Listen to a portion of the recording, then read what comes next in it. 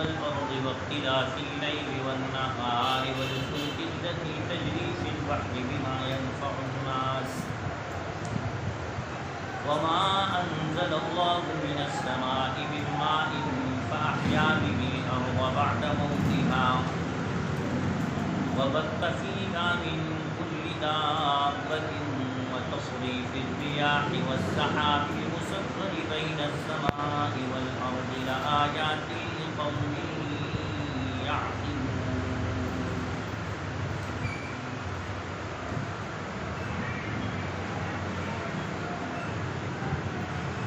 اس آیت میں پھر دعوت توحید دی گئی.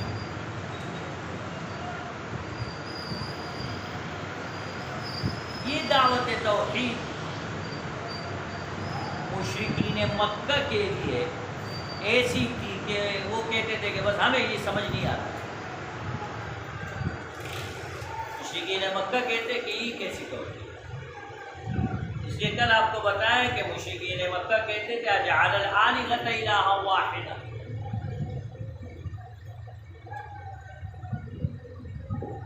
کیا اس نے اتنے معبودوں کی جگہ ایک ہی معبود بنا دیا. ان ھذا لشیء عجاب سورہ صاد میں ہے. وہ کہتے تھے یہ تو بڑی عجیب بات ہے.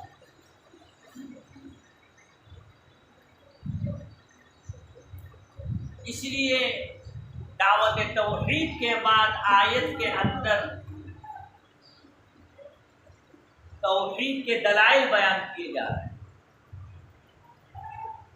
الہکم الہ واحد لا الہ الا هو الرحمن الرحیم، دعوت توحید، اور پھر دعوت توحید پر دلائل بیان کیے جاتے ہیں. ان فی خلق السماوات والارض واختلاف اللیل والنہار،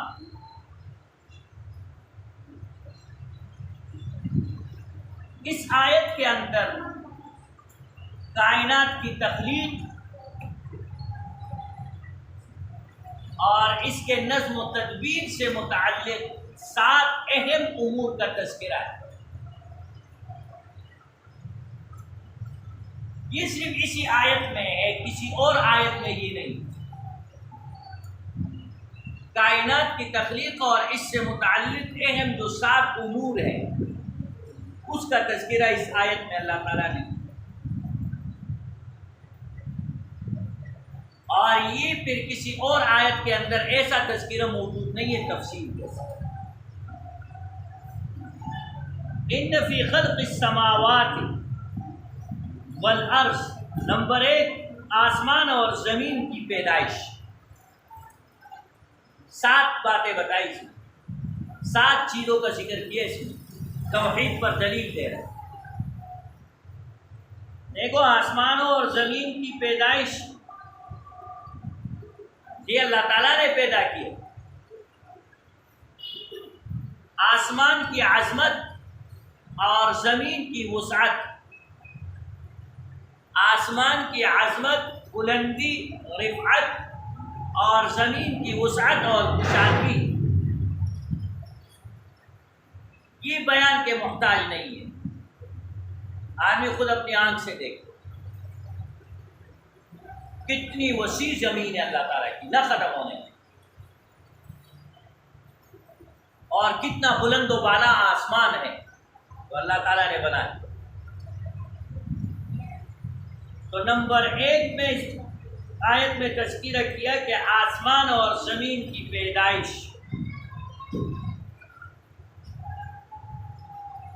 واختلاف اللیل والنہار، رات اور دن کا ایک دوسرے کے بعد آنا. دیکھو جب دن آتا ہے تو روشنی ہو جاتی ہے،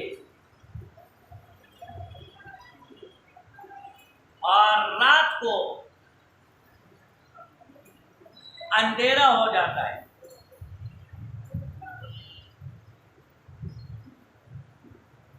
رات کو اندھیرا اس لیے کیا تاکہ آرام ہو سکے، اور دن میں روشنی اس لیے کی تاکہ کاروبار چل سکے، معیشت چل سکے. اس لیے آپ سورہ نبا میں پڑھیں گے، اللہ فرماتا ہے جعلنا النہار معاشا، دن کو ہم نے ذریعہ معاش بنایا ہے۔ دن ذریعہ معاش، دن کے اندر جتنے امور ہیں دنیاوی وہ ہم سر انجام دیتے ہیں، رزق، حلال روزی کی تلاش، کاروبار، تجارت، یہ سارے کے سارے امور آپ دن کے اندر سر انجام دیتے ہیں۔ اللہ تعالیٰ نے ان امور کو سر انجام دینے کے لیے دن پیدا کیا۔ صبح سے لوگ نکل جاتے ہیں فجر کے بعد، اور عصر یا مغرب تک اپنے کاموں سے فارغ ہو جاتے ہیں، اور پھر یہ آرام کا وقت مغرب کے بعد سے شروع ہو جاتا ہے، عشاء کے بعد سے لے کر فجر تک۔ تو دیکھو مغرب ہوتے ہی آپ نے جتنے بھی پرندے ہیں، جتنے بھی چرند پرندے، وہ سب کے سب اپنے گھونسلوں میں چلے جاتے ہیں۔ آپ نے کبھی دیکھا ہے رات کو پرندے شور کر رہے ہیں؟ کوا کبھی آپ نے رات میں اڑتے ہوئے دیکھا ہے؟ کبوتر کبھی اڑتے ہوئے دیکھا ہے؟ جیسے ہی اندھیرا چھا جاتا ہے اور شام ہو جاتی ہے، سارے کے سارے اپنے گھونسلوں میں چلے جاتے ہیں۔ سمجھ رہے ہیں بھائی؟ کیوں؟ اپنے گھونسلوں میں چلے جانا اور شور شرابہ نہیں کرنا، یہ اللہ تعالیٰ نے پابند بنا دیا ہے کہ اب انسانوں کی آرام کا وقت ہے۔ اب اگر پرندے شور شرابہ کریں گے تو انسانوں کے آرام کے اندر خلل واقع ہو جائے گا، لہذا پرندوں کو بھی اس بات کا پابند بنا دیا کہ اندھیرا چاہتے ہی اور شام ہوتے ہی وہ اپنے اپنے گھونسلوں کے اندر جا کر رہے اور آرام کرے، اور پھر جیسے ہی صبح کی روشنی پھیلتی ہے، صبح صادق، تو آپ دیکھتے ہیں کہ پرندوں کی آوازیں آنا شروع ہو جاتی ہے۔ چڑیا، کبوتر، جتنے بھی چرند پرندے، ان کی لہلہاہٹ اور چہچہاہٹ وہ شروع ہو جاتی ہے۔ تو دن کا آغاز فجر سے اور مغرب کے بعد سے رات کا آغاز، اس لیے عشاء کی نماز پڑھ کر فوراً سونے کو کہا، اور حضرت نے فرمایا لا تسمعوا بعد صلاۃ العشاء، عشاء کے بعد تم قصہ گوئی میں مت لگو، اس لیے کہ جو عشاء پڑھ کر قصہ گوئی میں لگ جائیں گے، باتوں میں لگ جائیں گے، تو پھر فجر کی نماز نکل جائے گی۔ لہذا فجر کو جماعت کے ساتھ اور اہتمام کے ساتھ پڑھنے کے لیے رات کے قصوں پر پابندی لگا دی کہ رات میں قصہ گوئی عشاء کے بعد نہیں کرنا، بلکہ عشاء کے بعد فوراً جا کر سو جانا۔ جو عشاء کے فوراً بعد جا کر سو جاتے کہ وہ نیند پوری کر کے آرام اور سکون کے ساتھ فجر کے لیے جاگتے ہیں، ان کی فجر نہیں چھوٹتی، اور جو رات گئے تک جاگتے رہتے ہیں تو پھر ان کی فجر اکثر ضائع ہو جاتی ہے اور اکثر ان کی فجر رہ جاتی ہے۔ اس لیے اللہ تعالیٰ نے آرام کے لیے رات بنائی، اور معیشت کے لیے، کاروبار کے لیے، تجارت کے لیے، کام کاج کے لیے اللہ تعالیٰ نے دن کو مقرر کیا۔ جعلنا النہار معاشا جعلنا نومکم سباتا، ہم نے جعلنا اللیل لباسا، ہم نے رات آرام کے لیے بنا دی، اور ہم نے دن کو معیشت کے لیے بنا دی۔ اس لیے علماء نے لکھا ہے کہ اکثر رات کی ڈیوٹی وہی لوگ کرتے ہیں جو اللہ تعالیٰ کے غضب اور اللہ تعالیٰ کی ناراضگی کا شکار ہو جاتے ہیں، اس لیے کہ اللہ تعالیٰ نے تو رات آرام کے لیے بنایا، اور یہ رات کے اندر ڈیوٹی کر رہا ہے، پوری رات یہ جاگ رہا ہے۔ جس وقت آرام کرنا ہے یہ وہ وقت جاگ رہا ہے، اور جس وقت جاگنا ہے وہ آرام کر رہا ہے۔ تو یہ الٹی ترتیب کے ساتھ چل رہا ہے، تو نہ اس کے روزی میں برکت، نہ رزق میں برکت، نہ کاروبار میں برکت۔ پھر یہ در بدر پھرتا رہتا ہے، ذلیل و خوار ہو جاتا ہے۔ رات میں بھی لوگ ڈیوٹی کرتے ہیں، نہ کہتے ہیں، اکثر ڈیوٹی رات کے اندر یہی لوگ کرتے ہیں۔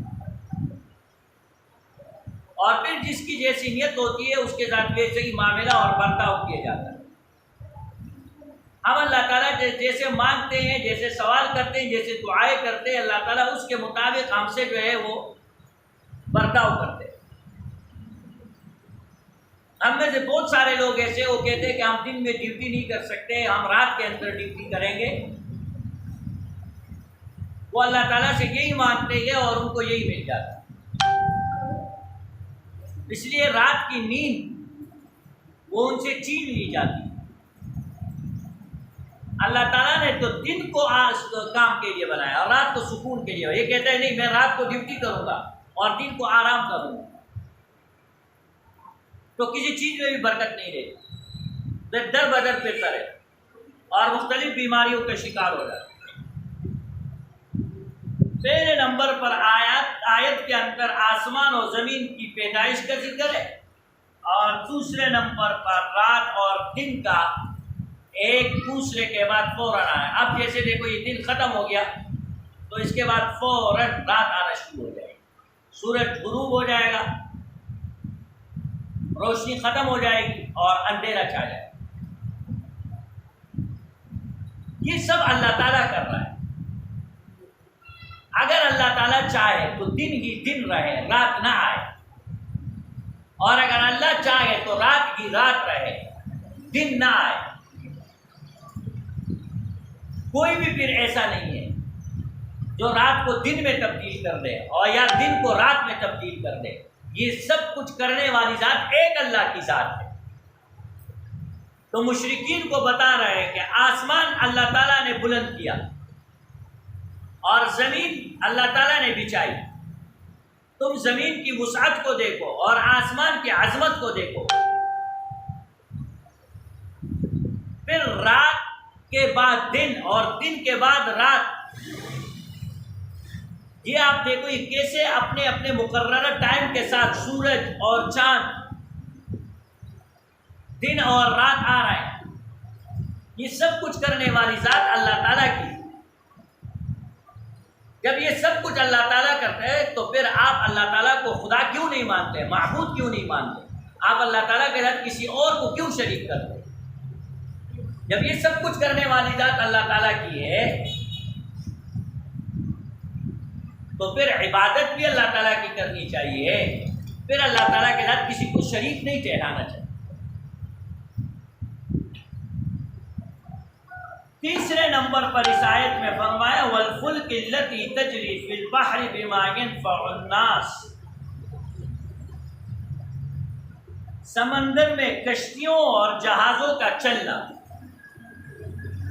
آپ نے سمندری جہاز دیکھے، بڑے بڑے جہاز اور کشتیاں سمندر کے اندر چلتی، لوگوں کے فائدے کے لیے۔ تجارتی سفر بھی سمندری جہاز کے ذریعے سے ہو جائے اور ٹنوں کے حساب سے سامان رزق اور آرام و سکون کے لیے سامان ایک جگہ سے دوسری جگہ منتقل ہوتا ہے سمندری جہازوں میں اور کشتیوں وغیرہ۔ تو یہ سب کچھ کون کر رہا ہے؟ اتنے بڑے بڑے جہاز سمندر میں چلانے والا، کشتیاں پانی میں چلانے والا، یہ سب کچھ اللہ ہی تو کر رہا ہے۔ اگر اللہ اپنی مدد کہتے تو نہ سمندری جہاز چل سکے اور نہ کشتی چل سکے، بلکہ چلتے ہی غرق ہو جائے، وہ تباہ و برباد ہو۔ اتنے بڑے بڑے موجوں سے نکالنے والا جہازوں کو اور کشتیوں کو یہ کون ہے؟ یہ اللہ ہے۔ جب یہ سب کچھ کرنے والا اللہ ہے تو پھر عبادت بھی اسی اللہ کی کرنی چاہیے اور ہمیں معبود بھی اسی اللہ کو ماننا چاہیے۔ چوتھے نمبر پر فرمایا وَمَا أَنزَلَ اللَّهُ مِنَ السَّمَاءِ مِن مَّاءٍ فَأَحْيَا بِهِ الْأَرْضَ بَعْدَ مَوْتِهَا۔ بارش جو زمین کی شادابی کے لیے اور سرسبزی کے لیے اور حیات کے لیے نہایت ہی لازمی اور ضروری چیز ہے، یہ بارش بھی اللہ تعالیٰ کے حکم سے برستی ہے۔ اگر اللہ چاہے تو بارش ہوگی، اگر اللہ نہ چاہے تو بارش نہیں ہوتی۔ بھائی ایک وقت ایسے آتا ہے ہم چاہتے ہیں کہ بارش ہو جائے لیکن بارش نہیں ہوتی، ایک وقت ایسے آتا ہے کہ ہم نہیں چاہتے کہ بارش ہو جائے، اللہ چاہتا ہے کہ بارش ہو جائے تو اللہ تعالیٰ کا حکم اور اللہ تعالیٰ کی مرضی چلتی ہے کائنات کے اوپر، لہذا بارش کیا ہوتی ہے؟ شروع ہو جاتی ہے۔ یہ بارش کا برسانا یہ بھی اللہ تعالیٰ کی قدرت ہے اور یہ بھی اللہ تعالیٰ کے حکم سے۔ تو آپ توحید کو کیوں نہیں مانتے؟ مشرکین مکہ کو کہا جا رہا ہے آپ توحید کا اقرار کریں اور اللہ تعالیٰ کو اپنا معبود مانیں اور معبود برحق مانیں، ایک اللہ تعالیٰ کی عبادت کریں، ایک اللہ تعالیٰ کو وحدہ لا شریک مان لیا۔ آگے فرمایا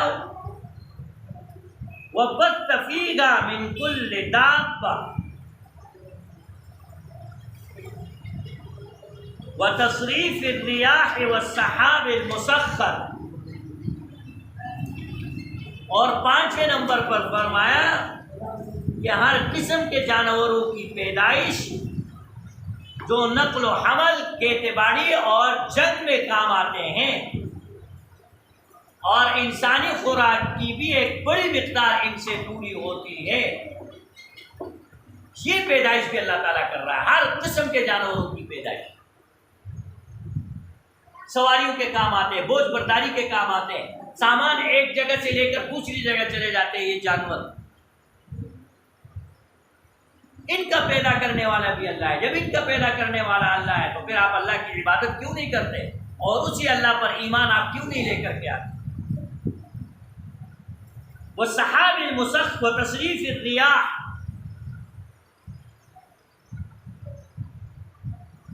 اور ہر قسم کی ہوائیں، چاہے وہ ٹھنڈی ہوائیں ہو اور چاہے گرم ہوائیں ہو، شمال کی طرف سے چلے یا جنوب کی طرف سے چلے، مشرق کی طرف سے چلے یا مغرب کی طرف سے چلے، یہ سب کی سب ہوائیں ٹھنڈی ہو یا گرم اور جس طرف سے بھی آ رہی ہے، یہ سب اللہ تعالیٰ کے حکم سے ہو رہا ہے۔ تو آپ اللہ تعالیٰ پر ایمان لائے جب یہ سب کچھ اللہ تعالیٰ کی ذات کر رہی ہے۔ وَالسَّحَابِ الْمُسَخَّرِ بَيْنَ السَّمَاءِ وَالْأَرْضِ، اور بادل، دیکھو آسمان میں بادل ہے لیکن وہ اس وقت برسیں گے جب اللہ حکم دے گا اور وہاں برسیں گے جہاں اللہ حکم دے گا، ورنہ بعض اوقات آسمان بادل سے جو ہے وہ کیا ہو جاتا ہے؟ بھر جاتا ہے اور چھپ جاتا ہے، لیکن بارش نہیں ہوتی، بارش نہیں ہوتی۔ اللہ جب چاہے گا بادل سے بارش ہوگی، جہاں چاہے گا بادل سے بارش ہوگی۔ تو یہ 7 چیزیں ذکر کر کے مشرکین مکہ کو کہا جا رہا ہے کہ جب یہ سارے امور، اتنے بڑے بڑے کام کرنے والی ذات ایک اللہ کی ذات ہے، تو آپ بھی اسی ایک اللہ پر ایمان لے کر کے آ جائے اور توحید کا اقرار کر لے تاکہ آپ دنیا اور آخرت دونوں میں کامیاب ہو جائیں۔ ان فی خلق السماوات والارض، آسمان اور زمین کی پیدائش، واختلاف اللیل والنہار، اور رات دن کا بدلنا، والفلک التی تجری فی البحر بما ینفع الناس، کشتیوں کا لوگوں کو نفع دینے والی چیزوں کو لیے ہوئے سمندروں میں چلنا، وما انزل اللہ من السماء من ماء، اور وہ جو اللہ تعالیٰ اتارتا ہے من السماء آسمان سے مما بارش فاحیا بہ الارض بعد موتها، جس سے زندہ کر دیتا ہے اللہ تعالیٰ مردہ زمین کو، وبث فیہا من کل دابہ، اور اس میں ہر قسم کے جانوروں کو پھیلا دینا، وتصریف الریاح، اور ہواؤں کے رخ بدلنا، والسحاب المسخر بین السماء والارض، اور بادل جو آسمان اور زمین کے درمیان مسخر ہے، لآیات، اس میں نشانیاں ہیں، لقوم، ایسے قوم کے لیے، یعقلون، جو عقل رکھتی ہے۔ اگر تم عقل رکھتے ہو، مشرکین مکہ کو کہا جا رہا ہے تمہارے اندر عقل ہے ذرا برابر بھی، تو ان چیزوں کو دیکھ لو کہ اتنے بڑے بڑے کام اللہ تعالیٰ نے سر انجام دے دیے ہیں، اب تو تمہیں شرم آنی چاہیے اور اللہ تعالیٰ کی ذات پر ایمان لا کر اللہ کی وحدانیت کا اقرار کر لینا چاہیے۔